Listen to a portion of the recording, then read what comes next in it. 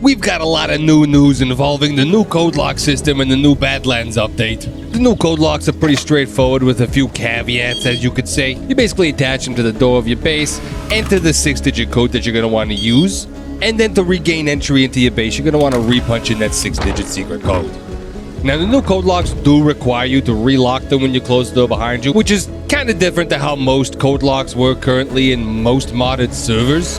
But anybody actually familiar with using the bicycle locks in the game to lock up your base, this is basically the same idea, except you'll need a 9-volt battery, and more on that later.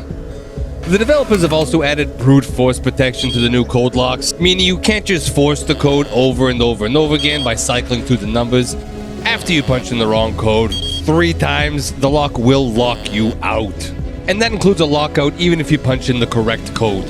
So if you're trying to get into your base from a horde of Zeds or a couple other players hunting you down, be vigilant, be precise, or you might end up in a puddle and your base might end up in somebody else's hands. And while we're on that topic, back to the batteries, the new code lock systems do take 9-volt batteries.